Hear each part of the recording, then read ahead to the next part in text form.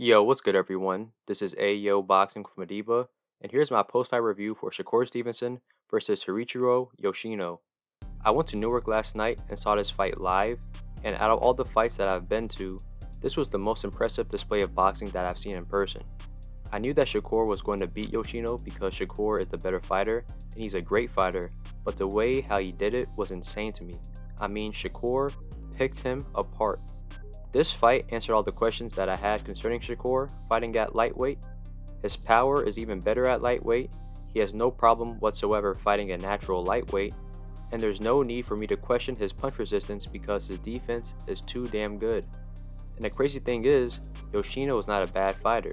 He's pretty good, but Shakur made him look bad. The Japanese fans in the crowd were stunned. I low-key felt bad. Initially, I thought that Yoshino, being the naturally bigger opponent with power, would present some type of challenge to Shakur at some points in the fight, but none of that even mattered because Shakur is too damn sharp. His defense and reflex was on point, he barely got hit, his punch placement and selection was on point, his power was there, and he was really sitting on his punches. And he dropped Yoshino twice, once in the second round and once in the fourth round. The first knockdown was a perfectly placed left hand that caught Yoshino when he was coming in, and the second knockdown was caused by a left hand right hook that Yoshino didn't even see coming.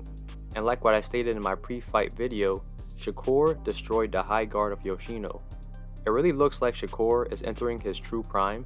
He's getting more spiteful each fight, and I'm starting to see the Crawford influence on him. One thing I did overlook in this fight was Shakur was the second southpaw that Yoshino has fought in his pro career. His first southpaw opponent was in his debut, which explains why it was so easy for Shakur to consistently land his left hand on Yoshino. Yoshino has little experience with open stance foot positioning, and I have to give some credit to Yoshino. He came to fight, and he never stopped trying despite getting beat up. He was going to sell out and go for broke, something that Valdez and Conceição didn't do. So respect to Yoshino for taking this fight because he could have easily turned it down like what Pitbull Cruz did, like what William Zepeda did, and like what George Kambosos did. My only issue with this fight was that it was stopped prematurely in my opinion. I understand that Yoshino was getting hit constantly with clean shots, but he was still fighting and wasn't hurt at the particular moment the fight was stopped. It is what it is, and it's not going to take away anything that Shakur did on that night. This has established Shakur as a true, legitimate threat at lightweight to anybody.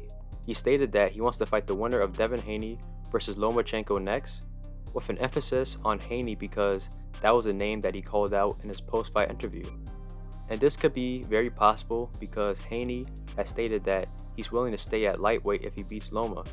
However, it's not guaranteed that Haney will be Shakur's next opponent. It's very possible that Haney could fight the winner of Tank versus Ryan next. Ryan has stated that he wants Haney next if he beats Tank. Furthermore, the Loma fight is Haney's last fight under the top-ranked promotion. It's possible that Haney could sign a deal with another promoter, which can make a fight with Shakur difficult to make. But if Loma wins, Bob Arum would definitely make a fight with Shakur and Loma. And to be honest, the only person I see beating Shakur at this moment is Tank. Everyone else will just lose to him. Shakur is just too sharp, his IQ's out the roof. My biggest takeaway from this fight is Shakur has the potential to be a true superstar in the sport of boxing. He has a true and dedicated fan base in Newark and in New Jersey. And he also has fans across several states on the East Coast. There are plenty of people from Maryland like myself that went to the fight. There are fans from DC, from Virginia, from Pennsylvania, from New York, and people flew out as well that came to this fight. Furthermore, he has a diverse fan base.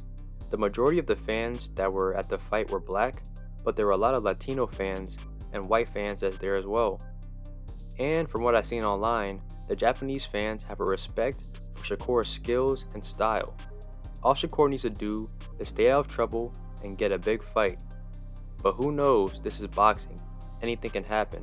But thank you for tuning in with Ayo Boxing from Madiba. Hit like and subscribe, and more content's coming your way.